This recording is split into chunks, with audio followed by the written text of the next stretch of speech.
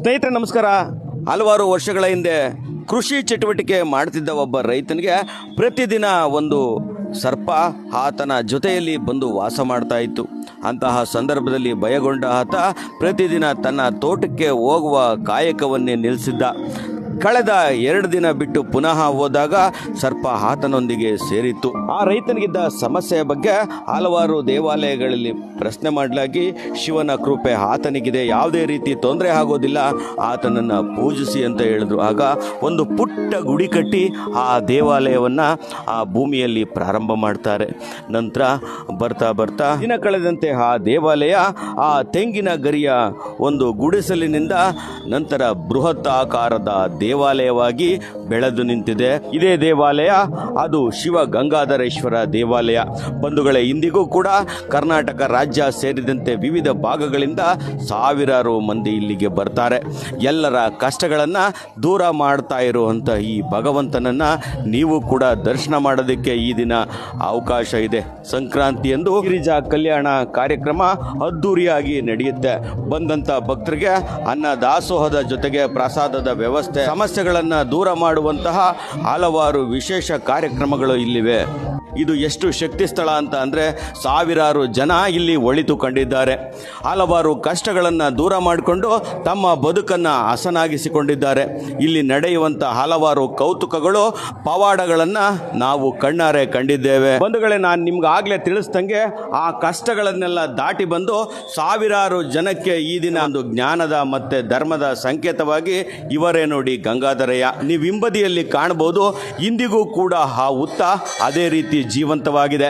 ಇಲ್ಲಿ ಪ್ರತಿದಿನ ಸರ್ಪ ಸಂಚಾರ ಇದೆ ಅಂತ ತಿಳಿದವರು ಹೇಳಿದ್ದಾರೆ. ಈ ಬಗ್ಗೆ ಅರ್ಚಕರು ಏನು ಹೇಳ್ತಾ ಇದ್ದಾರೆ ಎಂಬುದನ್ನು ಕೇಳೋಣ. ನಮ್ಮ ತಂದೆ ಹೆಸರು ನಂಜುಂಡಯ್ಯ ಮಗ ನಾನು.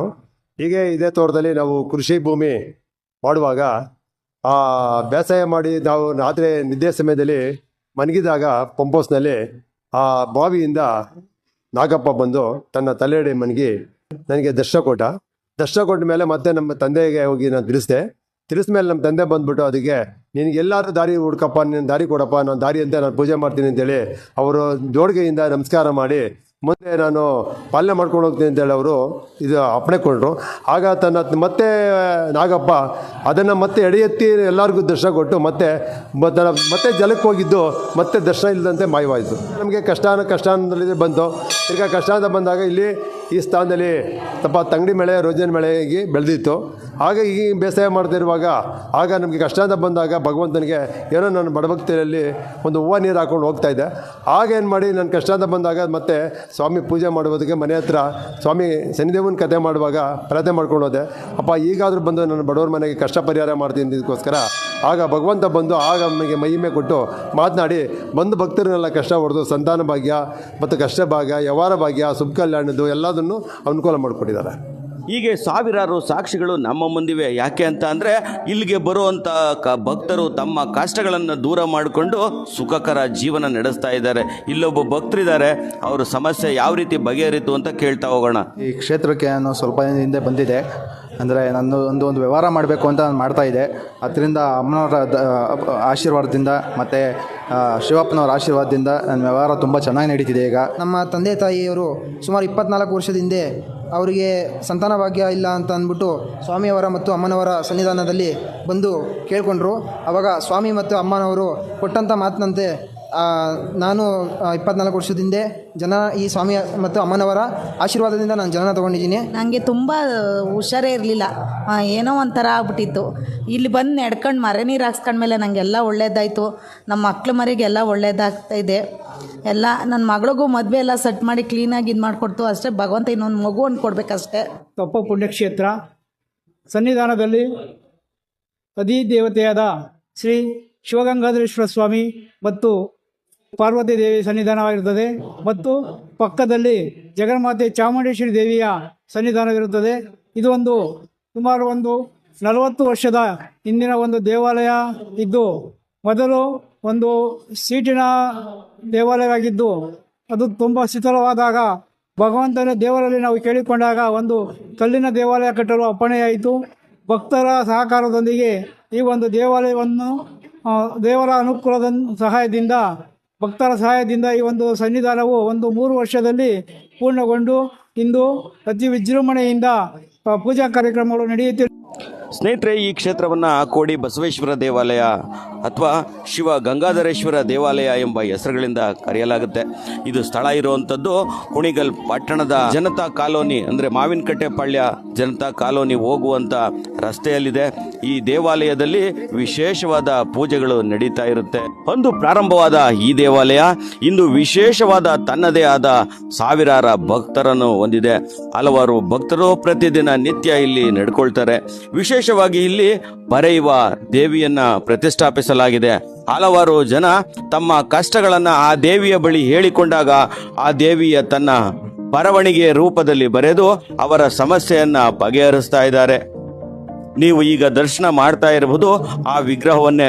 ಬಂಧುಗಳೇ, ಕರ್ನಾಟಕ ರಾಜ್ಯದ ವಿವಿಧ ಭಾಗಗಳಿಂದ ಸಾವಿರಾರು ಜನ ಇಲ್ಲಿ ಬರ್ತಾರೆ. ಅಮಾವಾಸ್ಯೆ, ಹುಣ್ಣಿಮೆ ಹಾಗೆ ವಿಶೇಷ ದಿನಗಳಲ್ಲಿ ಇಲ್ಲಿ ದೇವರ ವಿಗ್ರಹದ ಮೂಲಕ ಬರವಣಿಗೆಯಲ್ಲಿ ಬರೆಸುವ ಕಾರ್ಯ ನಡೆಯುತ್ತೆ. ಶ್ರೀ ಕೋಡಿ ಬಸವೇಶ್ವರ ಸ್ವಾಮಿ ಉಪಪುಣ್ಯ ಕ್ಷೇತ್ರ. ಕ್ಷೇತ್ರಾಧಿಪತಿ ಬಂದು ಶಿವ ಗಂಗಾಧರೇಶ್ವರ ಮತ್ತು ತಾಯಿ ಪಾರ್ವತಿ ಅಮ್ಮನವರು. ಈ ಕ್ಷೇತ್ರಕ್ಕೆ ಶಕ್ತಿ ದೇವತೆ ಬಂದು ತಾಯಿ ಚಾಮುಂಡೇಶ್ವರಿ ಅಮ್ಮನವರು ಪ್ರತಿ ಅಮಾವಾಸ್ಯೆಯಲ್ಲೂ ಬಂದಂಥ ಭಕ್ತಾದಿಗಳಿಗೆ ಹೋಮ ಆಗಲಿ, ಪ್ರತಿಯೊಂದು ಪೂಜೆಗೂ ಮರೆ ನೀರಾಗಲಿ, ಪ್ರತಿಯೊಂದು ಪೂಜೆ ಸಲ್ಲಿಸ್ತಾ ಬರ್ತೀವಿ. ಅಂದರೆ ಸಾಮೂಹಿಕ ಆಗಿ, ಅಂದರೆ ಬಂದಂಥ ಭಕ್ತಾದಿಗಳು ಎಲ್ಲರಿಗೂ ಒಳ್ಳೇದಾಗಬೇಕು. ಒಬ್ರು ತಾವು ದುಡ್ಡಿರುತ್ತೆ, ಒಬ್ರು ತಾವು ದುಡ್ಡಿರಲ್ಲ. ಅದಕ್ಕೋಸ್ಕರ ಸಾಮೂಹಿಕ ಆಗಿ ನಡ್ಸ್ಕೊಂಬತ್ತೀವಿ. ಪ್ರತಿ ಶುಕ್ರವಾರ ಅಮ್ಮನವ್ರದ್ದು ಬಂದಂಥ ಭಕ್ತಾದಿಗಳು ನಾನಾ ವಿಧಿ ಊರಿಂದ ಬರ್ತಾರೆ. ಅಂಥವ್ರಿಗೆ ಅಮ್ಮನವ್ರ ಮೂಲಕ ಬರವಣಿಗೆ ಮೂಲಕ ಅವ್ರು ಬಂದಂಥ ಕಷ್ಟಗಳು ಅಮ್ಮನವರು ಬರ್ದಿತ್ತು ಹೇಳ್ತಾರೆ. ಅವ್ರಿಗೆ ನಾವು ಸಲಹೆ ಕೊಡ್ತೀವಿ, ಈ ಥರ ಮಾಡಿ ಅಂತ. ಆಮೇಲೆ ಭಕ್ತಾದಿಗಳು ಕಷ್ಟ ಬಂದಾಗ, ಈಗ ವಾಹನ ಕಂಟಕ ಇರ್ಬೋದು, ಶತ್ರು ಕಂಟಕ ಇರ್ಬೋದು, ಅಂಥವ್ರಿಗೆಲ್ಲ ಇಲ್ಲಿ ಮೃತ್ಯುಂಜಯ ಹೋಮ ಶಿವಗಂಗಾಧರೇಶ್ವರ ಬಾಣಲಿಂಗು ನರ್ಮದಾ ನದಿಯಲ್ಲಿ ಜನಿಸಿದಂಥ ಬಾಣಲಿಂಗು ಅದಿರೋದು. ಮೃತ್ಯುಂಜಯ ಹೋಮವನ್ನು ಹಮ್ಮಿಕೊಳ್ತೀವಿ. ಅಂದರೆ ತಿಂಗಳಿಗೊಂದ್ಸತಿ, ಇಲ್ಲಾಂದರೆ 6 ತಿಂಗಳಿಗೊಂದ್ಸತಿ ಆ ಥರ ಎಲ್ಲ ಮಾಡ್ಕೊಂಡು ಹೋಗ್ತೀವಿ. ಬಂದಂಥ ಭಕ್ತಾದಿಗಳು ಒಳ್ಳೇದಾಗಬೇಕು. ತಾಯಿ ಜಗನ್ಮಾತೆ ಚಾಮುಂಡೇಶ್ವರಿ ಎಲ್ಲರೂ ಒಳ್ಳೇದು ಮಾಡಬೇಕು ಅನ್ನೋ ಇದರಿಂದ ಈ ಸೇವೆ ಮಾಡ್ತಾ ಇದ್ದೀವಿ. ಬಂಧುಗಳೇ, ನಿಮ್ಮ ಕಷ್ಟ ಏನೇ ಇರಲಿ ಒಮ್ಮೆ ಈ ಕ್ಷೇತ್ರಕ್ಕೆ ಭೇಟಿ ನೀಡಿ ನಿಮ್ಮ ಸಮಸ್ಯೆಯನ್ನು ಬಗೆಹರಿಸ್ಕೊಳ್ಳಿ. ಯಾಕೆ ಅಂತ ಅಂದರೆ ದೈವ ಯಾವ ಕಡೆ ಇರುತ್ತೆ, ಎಲ್ಲಿರುತ್ತೆ ಅನ್ನೋದು ಗೊತ್ತಾಗಲ್ಲ. ಪ್ರತಿಯೊಂದು ಎಲ್ಲ ನಂಬಿಕೆ ಮೇಲೆ ನಡೆಯುವಂಥದ್ದು. ನಂಬಿದ ಭಕ್ತರನ್ನು ಕಾಪಾಡುವಂಥ ಶ್ರೀ ಕ್ಷೇತ್ರ ಕೋಡಿ ಬಸವೇಶ್ವರ ಸ್ವಾಮಿ ಹಾಗೂ ಶಿವ ಗಂಗಾಧರೇಶ್ವರ ಕ್ಷೇತ್ರ ಆಗಿದೆ. ನಿಮ್ಗೆ ಏನು ಒಳ್ಳೇದಾಗಿದೆ ಇಲ್ಲಿ? ನನ್ನ ಮಗ್ಳಿಗೆ ಹುಷಾರಿರಲಿಲ್ಲ, ಇಲ್ಲಿ ಬಂದಿದ್ವಿ, ನೀರು ಹಾಕ್ಸಿದ್ವಿ. ಅಮ್ಮನವ್ರು ಹೇಳ್ದಂಗೆ ಕಮ್ಮಿ ಆಗಿದೆ. ನನಗೆ ಒಳ್ಳೇದಾಗೈತಿ ಇಲ್ಲಿ ಬಂದ ಮೇಲೆ ದೇವಸ್ಥಾನಕ್ಕೆ. ಯಾವ ರೀತಿ ಒಳ್ಳೇದಾಗಿದೆ? ಏನೇ ಆಗಲಿ, ನನ್ನ ಮಕ್ಕಳು ವಿದ್ಯಾಭ್ಯಾಸದಲ್ಲಿ ಆಗಲಿ, ಯಾವುದ್ರಲ್ಲಿ ಆಗಲಿ, ಒಂದು ವ್ಯಾಪಾರದಲ್ಲಿ ಎಲ್ಲದರಲ್ಲೂ ಒಳ್ಳೇದಾಗೈತೆ. ನಂಬಿದ್ದೀರಾ? ನಂಬಿದ್ದೀವಿ. ಮನೇಲಿ ನಾವು ಬಡಿಸ್ತಾನೆ ಇದ್ದೋ, ಈಗೇನೋ ಊಟಕ್ಕೆಲ್ಲ ಕೊಟ್ಟೊಳ್ಳೆ ಚೆನ್ನಾಗಿದ್ದೀವಿ. ಚೆನ್ನಾಗಿ ನಡೀತಾ ಐತಪ್ಪ ದೇವಸ್ಥಾನ. 35 ವರ್ಷದಿಂದ ಒಳ್ಳೆ ಇಂಪ್ರೂವ್ ಆಗೈತೆ. ಒಳ್ಳೆ ನಂಬಿಕೆ ದೇವರು ಎಲ್ಲ ಚೆನ್ನಾಗಿ ನಡೀತೈತೆ. ಯಾವ ಥರ ಒಳ್ಳೇದಾಗುತ್ತೆ? ಎಲ್ಲ ನಾವು ಬೇಡ್ಕೊಂಡಿದ್ದು, ನಾವು ಅರ್ಕೆ ಮಾಡ್ಕೊಂಡಿದ್ದು ಎಲ್ಲ ನಡೀತೈತಿ. ನಾವು ಅರ್ಕೆ ಮಾಡ್ಕೊಂಡಿದ್ದು, ನಮ್ಮ ಮಗ ಹುಡ್ತಾ ನಮ್ಮ ಎಲ್ಲ ಹೆಣ್ಮಕ್ಳಿಗೂ ಒಳ್ಳೇದಾಗ ಅಂದರೆ ನಾವು ಅರ್ಕೆ ಮಾಡ್ಕೊಂಡಿದ್ವಿ. ಆವಾಗ ಸಣ್ಣ ದೇವಸ್ಥಾನ ಇತ್ತು, ಈಗ ದೊಡ್ಡ ದೇವಸ್ಥಾನ ಆಗದೆ. ಆದರೂ ನಮಗೆ ನಾವು ವಾರ ಬಂದು ಪೂಜೆ ಮಾಡಿಸ್ಕೊತೀವಿ. ಸ್ನೇಹಿತರೆ, ಈ ಕ್ಷೇತ್ರದ ಬಗ್ಗೆ ನಿಮ್ಮ ಅನಿಸಿಕೆ ಅಭಿಪ್ರಾಯಗಳನ್ನ ಕಾಮೆಂಟ್ ಮಾಡಿ. ಅದೇ ರೀತಿ ನೀವು ಕೂಡ ಈ ದೇವರ ಕೃಪೆಗೆ ಪಾತ್ರರಾಗಲು ಈ ವಿಡಿಯೋನ ಇನ್ನಷ್ಟು ಶೇರ್ ಮಾಡಿ. ಇದುವರೆಗೂ ನೋಡಿದ್ದಕ್ಕೆ ನಿಮಗೆ ಧನ್ಯವಾದಗಳು.